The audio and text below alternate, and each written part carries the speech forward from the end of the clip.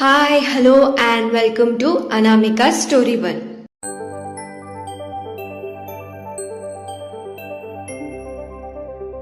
ఇవాళ మనం వినబోయే కథ మీరా, చాప్టర్ 121. ఆలస్యం చేయకుండా కథలోకి వెళ్ళిపోదాం. హో నో అని అన్నాడు గౌతమ్. ఏమైంది గౌతమ్ అని అడిగింది మాయా. మాయా, కార్ బ్రేక్స్ ఫెయిల్ అయ్యాయి అని అన్నాడు గౌతమ్. గౌతమ్ కార్ని కంట్రోల్ చేయడానికి చాలా ట్రై చేశాడు, కానీ దాన్ని అదుపు చేయలేకపోయాడు. మాయా సిచ్యువేషన్ని అర్థం చేసుకుని కార్ల నుంచి బయటపడాలి అని గౌతమ్ని ఎండ్ టైంలో కార్ల నుంచి బయటకి తోసేసింది. తను కూడా బయటకి దూకేద్దాం అనుకుంది, కానీ దూకలేకపోయింది.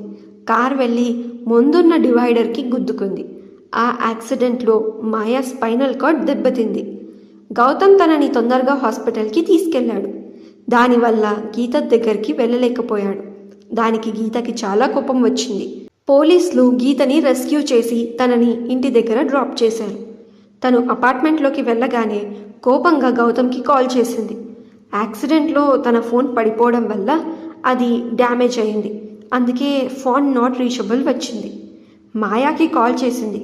మాయా ఫోన్ కూడా నాట్ రీచబుల్ వచ్చింది. కోపంలో ఫోన్ ట్రై చేస్తూనే ఉంది, కానీ ఇద్దరి ఫోన్ కలవడం లేదు. దాంతో తన కోపం తారాస్థాయికి చేరుకుంది.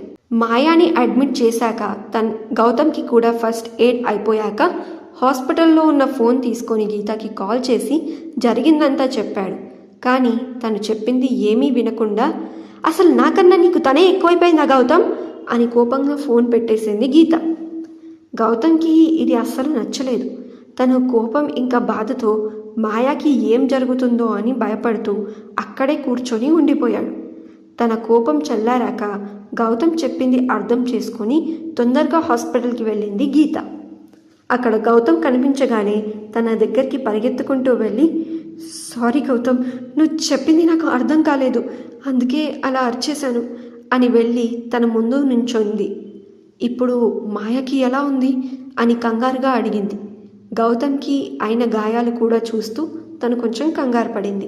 గీతాని చూడగానే, గీత మాటలు వినగానే గౌతమ్ తనని గట్టిగా హత్తుకొని, భయంగా ఉంది గీత అని వణుకుతూ అన్నాడు Gautam.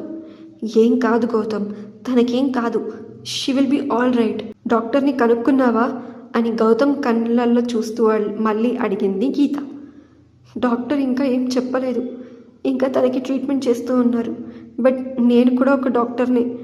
I can tell you, తన స్పైన్కి దెబ్బ తగిలింది, తను ఇంకా మీదట అని చెప్తూనే ఆగిపోయాడు గౌతమ్. తన కళ్ళల్లో గిల్ట్, బాధ, భయం అన్నీ కనిపిస్తున్నాయి. ఏంటి, అంత మేజర్ యాక్సిడెంటా అని ఆశ్చర్యంగా అడిగింది గీత. అవును గీత, యు కాంట్ ఈవెన్ ఇమాజిన్. అది చాలా రఫ్ యాక్సిడెంట్. తను ఇప్పుడు లేవగలుగుతుందో లేదో కూడా తెలీదు.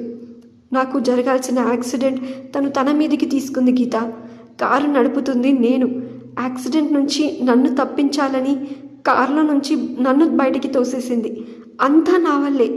ఇప్పుడు వినయ్కి ఏం సమాధానం చెప్పాలి అని అంటూ తన కళ్ళల్లో నుంచి నీళ్లు కారుతూ ఉంటే తన 2 అడుగులు వెనక్కి వేసి అక్కడే ఉన్న బెంచ్ మీద కూర్చుండిపోయాడు గౌతమ్ తన తల పట్టుకొని. గౌతమ్ పక్కనే కూర్చొని తన వెన్న నిమురుతూ, ఏం కాదు, మాయకేం కాదు అని ధైర్యం చెప్పడానికి ప్రయత్నిస్తూ ఉంది గీత. అప్పుడే డాక్టర్స్ రావడంతో మాయ గురించి తెలుసుకున్నారు. తను ఇంకా నడవలేదు అని తెలిసాక గౌతమ్ గిల్ట్ చాలా ఎక్కువైపోయింది. మాయా స్పృహలోకి రావడానికి 2 రోజులు పట్టింది. తనకు జరిగిన యాక్సిడెంట్ గుర్తుకు రాగానే తను ఇక మీదట నడవలేదు అని తెలిసి చాలా బాధపడిపోయి ఏడ్చేసింది మాయా. సారీ మాయా, ఇదంతా నా వల్లే అని తన చెయ్యిని పట్టుకొని తన ముందు మోకాల మీద కూర్చొని ఒక దోషిలాగా కూర్చున్నాడు గౌతమ్.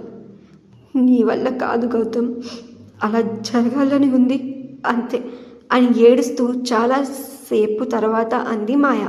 మాయా, నీకు ఎక్కడైనా పెయిన్గా ఉందా అని ఒక డాక్టర్ లాగా అడిగింది గీత. లేదు Geeta, I can not feel my legs. నాకు స్పర్శ లేనట్టుంది. ఐ థింక్ నేను స్పర్శ కోల్పోయాను అనుకుంటా అని కొంచెం హైపర్ అయ్యింది మాయ. కానీ నర్స్ అక్కడే ఉండడం వల్ల తనని కంట్రోల్ చేసింది.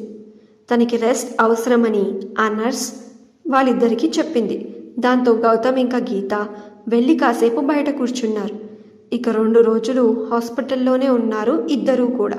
ఇప్పుడు ఎలా ఉంది మాయా అని అడిగింది Geeta. I have to accept, but దానికి కొంచెం టైం పడుతుంది అని బాధని దాచుకొని అంది మాయా. తన బాధని బయటకి చూపిస్తే గౌతమ్ ఎక్కడ గిల్ట్ ఫీల్తో ఏం చేస్తాడో ఏమో అని భయపడింది మాయా. మరుసటి రోజు మాయా బలవంతం పెట్టి ఇద్దరిని అక్కడి నుంచి పంపించేసింది. అపార్ట్మెంట్కి వెళ్ళగానే మరోసారి గీతని పట్టుకొని గట్టిగా ఏడ్చేశాడు గౌతమ్. అసలు ఆ యాక్సిడెంట్ నాకు జరగాల్సింది. ఇప్పుడు వినయ్కి నేనేం సమాధానం చెప్పాలి? వాడు వెళ్తూ వెళ్తూ మాయా జాగ్రత్త అని చెప్పి వెళ్ళాడు, కానీ నేనేం చేశాను అని అన్నాడు గౌతమ్. తన మీద చాలా కోపం వస్తుంది. ఏం చేసినా కోపం ఇంకా ఆ గిల్ట్ ఫీలింగ్ మాత్రం పోవడం లేదు. మరి గౌతమ్ ఇంకా వినయ్ మధ్య దీని మీద ఏమైనా గొడవ జరుగుతుందంటారా? మాయా పరిస్థితి చూసి వినయ్ రియాక్షన్ ఏముంటుంది తెలుసుకుందాం నెక్స్ట్ అప్డేట్స్లో. వింటూనే ఉండండి ఈ స్టోరీ మీరా, మీ అనామిక స్టోరీ వరల్డ్ ఛానల్లో మీ హోస్ట్ అనామికతో. ఈ స్టోరీ మీకు నచ్చితే ఈ వీడియోకి ఒక లైక్, అలాగే ఈ వీడియోని మీ ఫ్రెండ్స్ అండ్ ఫ్యామిలీ సర్కిల్లో షేర్ చేయండి. మరిన్ని అప్డేట్స్ కోసం నా ఛానల్ని సబ్స్క్రైబ్ చేసుకొని బెల్ ఐకాన్ కూడా క్లిక్ చేసేయండి. ఈ స్టోరీలో మీకు ఏం నచ్చిందో కింద కామెంట్ సెక్షన్లో మెన్షన్ చేయండి. ఈ స్టోరీని మీరు పూర్తిగా చదవాలి అనుకుంటే డిస్క్రిప్షన్లో లింక్ ఉంది, బయోలో కూడా లింక్ ఉంది. లింక్ ప్రెస్ చేసి ఈ స్టోరీని పూర్తిగా చదివేయండి. Thank you so much for listening. Thank you so much for your love and support. Take care and bye bye.